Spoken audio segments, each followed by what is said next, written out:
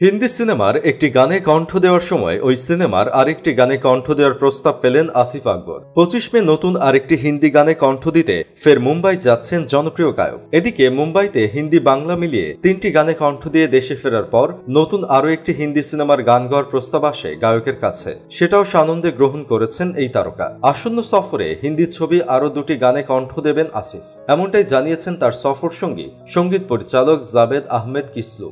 বাংলা গানের যুবরাজ বলা হয় আসিফ আকবরকে, ভালোবেসে কেউ কেউ বলেন কণ্ঠের জাদুকর। জনপ্রিয়তার নিরিখে আসিফ আকবর সবসময় থেকেছেন শীর্ষ কাতারে। হিন্দি গানে কণ্ঠ দিয়ে তারকা এই গায়ক যতখানি না উচ্ছ্বসিত, তার চেয়ে অনেক বেশি তৃপ্তি অনুভব করেছেন এআর রহমান আর যশোরাজ ফিল্মসের স্টুডিওতে নিজের কণ্ঠ বন্দী করতে পেরে। আসিফ আকবর যে হিন্দি সিনেমার গানে কণ্ঠ দিয়েছেন তার বিস্তারিত এখনই প্রকাশ না করার জন্য প্রযোজনা সংস্থার তরফ থেকে অনুরোধ রয়েছে বলে জানান গায়ক। তবে ছবিটি মূলধারার বাণিজ্যিক সিনেমা এবং এতে হিন্দি ছবির বেশ কয়েকজন তারকা অভিনেতা অভিনেত্রী থাকবেন বলে জানা গেছে।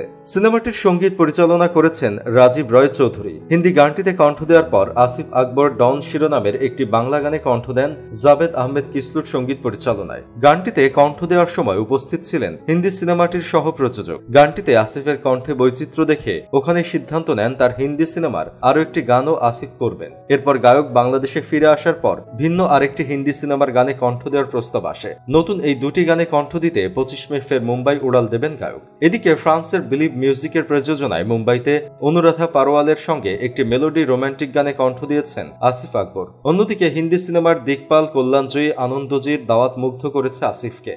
আনন্দজিৎ তার বাসায় আসিফের কণ্ঠে তার কালজয়ী অনেক গান খালি গলায় শুনে মুগ্ধ হয়েছেন বলে জানান লন্ডন প্রবাসী সঙ্গীত পরিচালক ও শিল্পী রাজা কাশেপ। আসিফ বলেন, তার মতো লেজেন্ডারি সঙ্গীত পরিচালক আমার গান শুনেছেন, এতেই আমি তৃপ্ত। সঙ্গীত পরিচালক ও কণ্ঠশিল্পী রাজা কাশেপ জানান, মুম্বাইতে এআর রহমানের 2টি রেকর্ডিং স্টুডিও, তার মধ্যে একটিতে এআর রহমান স্যার ছাড়া আর অন্য কেউ কাজ করেন না। কেন স্টুডিও কর্তৃপক্ষ আসিফ আকবরকে এআর রহমানের নিজস্ব স্টুডিওতে কণ্ঠ দেওয়ার সুযোগ দিয়েছেন। আসিফ আকবর নিজেও এ বিষয়ে আবেগ আপ্লুত।